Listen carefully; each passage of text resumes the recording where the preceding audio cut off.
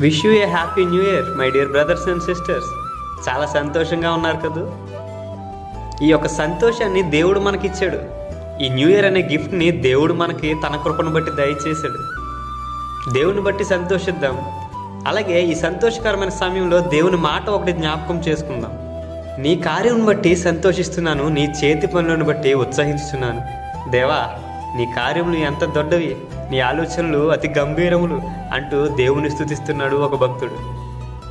అయితే ఒక పక్షి తన పిల్లలను తన రెక్కల చాటున ఎలా అయితే భద్రపరుస్తుందో, దేవుడు కూడా మనల్ని గడిచిన సంవత్సరాలన్నీ, గడిచిన దినాలన్నీ ఆయన భద్రపరిచాడు. ప్రతి కీడు నుండి తప్పించాడు, ప్రతి ఒక్క శోధన నుండి విడిపించాడు, శ్రమల నుండి విడిపించాడు, మనల్ని క్షేమంగా సజీవంగా ఈ సమయంలో నిలబెట్టాడు. మరి ఎంతగా దేవుడు మనల్ని కాపాడుతుంటే, ఎంతగా దేవుడు మనల్ని రక్షిస్తుంటే, దేవుని బట్టి మనల్ని సంతోషిస్తున్నామా? దేవుని స్తుతిస్తున్నామా?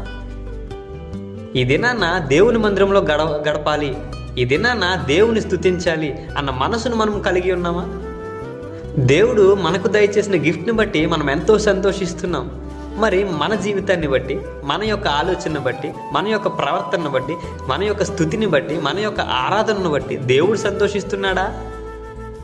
ఈ దినాన్న దేవుని సంతోషపెడదాం. నూతన హృదయంతో దేవుని యొక్క సన్నిధిలో, దేవుని యొక్క మందిరంలో, దేవుని యొక్క ఆలోచనలతో, దేవుని యొక్క పిల్లలుగా మనమందరం, దేవుని పిల్లలుగా మనమందరం బ్రతుకుతాం. దేవుని కనపరుచుదాం, దేవుని హెచ్చించుదాం, సంతోషంగా ఈ న్యూ ఇయర్ని ఎంజాయ్ చేద్దాం. Happy new year.